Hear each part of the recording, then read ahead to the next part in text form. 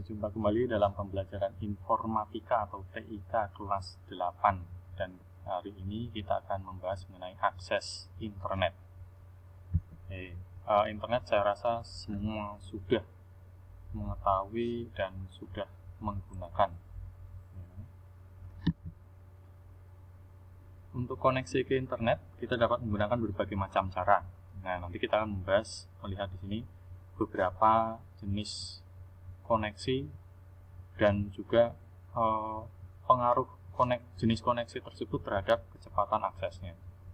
Kemudian untuk satuan kecepatan transfer data di internet itu adalah BPS, singkatan dari bit per second. Kemudian yang perlu diketahui adalah bit berbeda dengan byte. Jadi kalau ada sebutan kalian mendengar kecepatannya kilobit per second, itu akan berbeda dengan kilobyte per second, karena 1 byte itu 8 bit. 1 byte sama dengan 8 bit. Itu untuk perbedaan bit dengan byte itu nanti akan dibahas lebih banyak pada bagian kecepatan akses. Kemudian untuk koneksi ke internet itu ada yang menggunakan kabel dan ada yang tanpa kabel, atau mungkin sebutannya nirkabel atau juga wireless. Nah, yang akan kita bahas di sini untuk yang kabel itu ada dial up, kemudian ada ADSL dan juga fiber optik. Kita akan lihat yang jenis kabel dulu.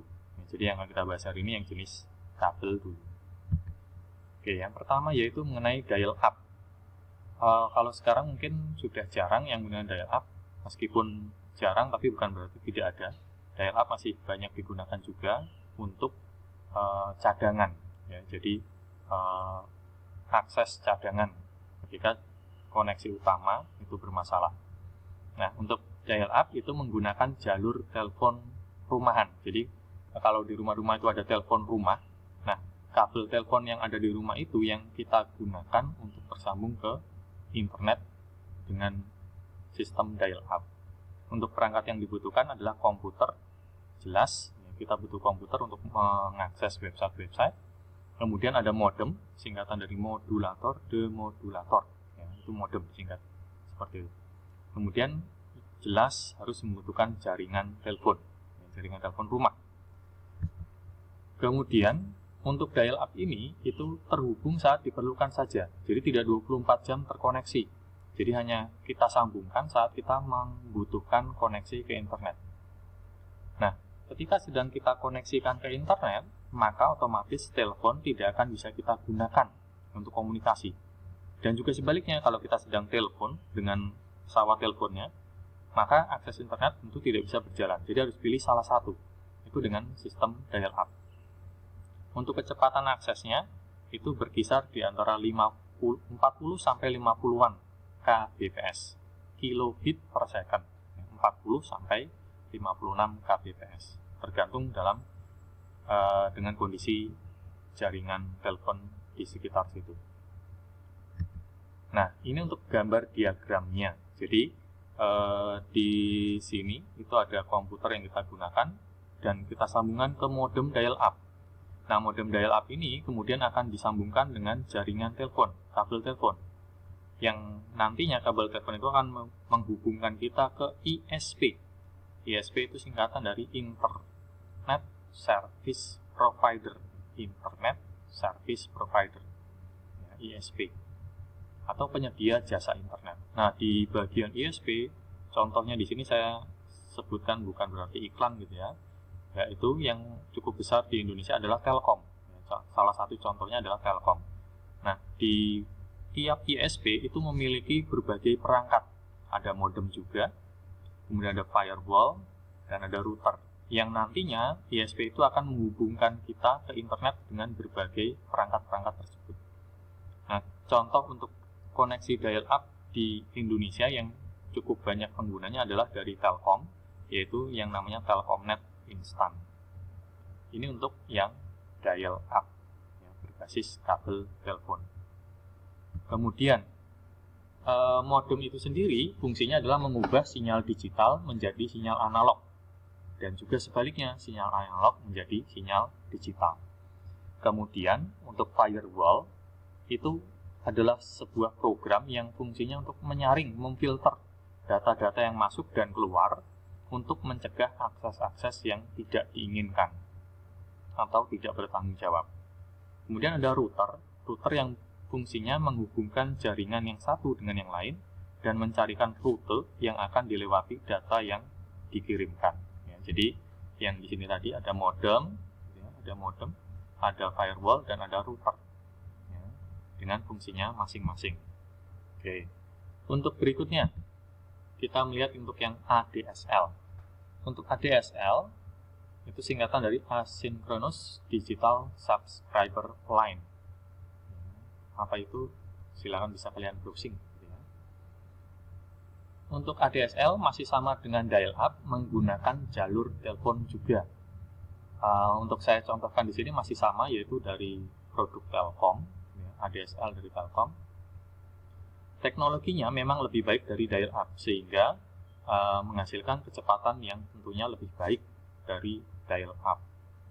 Nah, bedanya adalah kalau yang dial-up ini kita harus mendaftarkan diri terlebih dahulu ke ISP untuk berlangganan. Dalam hal ini yang kita bicarakan, yang kita jadikan contoh adalah Telkom. Jadi kita harus daftar dulu ke Telkom. Kita mau menggunakan fasilitas internet ADSL milik Telkom.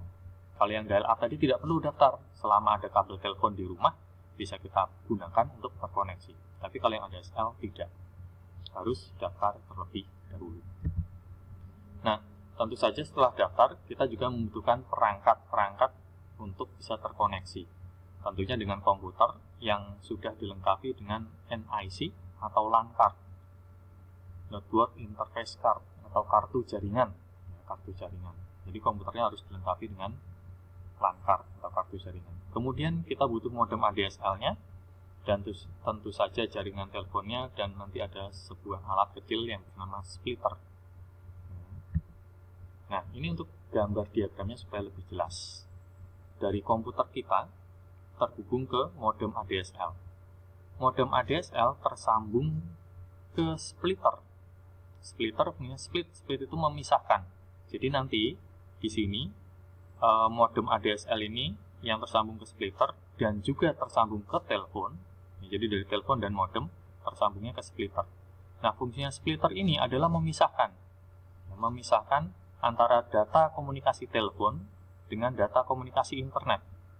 Itu yang membedakan dengan dial-up tadi. Kalau dial-up tadi jadi satu, maka harus gantian. Kalau mau telepon ya telepon, kalau mau internet ya harus internet. Tidak bisa bersamaan. Sedangkan untuk di ADSL, ini bisa bersamaan. Jadi ketika kita akses kita menggunakan telepon, kita juga bisa akses internetnya. Karena ada splitter. Nah, kemudian dari splitter baru tersambung ke ISP dengan jaringan telepon yang ada. Kemudian di bagian ISP masih sama, ada modem, firewall, dan router. Contoh di sini, saya masih menggunakan produk dari Telkom, yaitu namanya Speedy dari Telkom. Yang mungkin sekarang masih ada penggunanya, tapi sudah mulai sedikit karena banyak yang sudah berpindah ke produk yang lebih baru, yaitu IndiHome. Oke, berikutnya fiber optik. Fiber optik ini juga menggunakan jaringan kabel, tetapi kabel dengan kualitas yang lebih baik. Tentu saja kita membutuhkan jaringan fiber optik di sekitar rumah kita. Kemudian kita butuh modem khusus fiber optik. Kemudian kita bisa menggunakan komputer, laptop, ataupun smartphone. Nah, kira-kira gambarannya seperti ini. Dari ISP itu masih sama. Ada modem, firewall, router, dan seterusnya. Kemudian ada jaringan kabel fiber optiknya. Nah, dari jaringan fiber optik ini akan dimasukkan ke dalam modem fiber optik. Nah, dari modem ini baru kemudian dipancarkan. Biasanya kalau model sekarang ini adalah dipancarkan menggunakan sebuah router Wi-Fi. Nah, supaya lebih mudah, tidak harus dengan kabel, tapi bisa menggunakan perangkat seperti contohnya di sini adalah sebuah tablet atau smartphone sekarang ini kan bisa terkoneksi dengan Wi-Fi. Laptop juga bisa terkoneksi dengan Wi-Fi, sehingga tidak perlu dengan kabel. Nah, untuk contohnya di sini saya contohkan IndiHome, itu yang dari Telkom, kemudian ada Biznet, yang swasta, dan masih banyak penyedia atau ISP yang berupa fiber optik.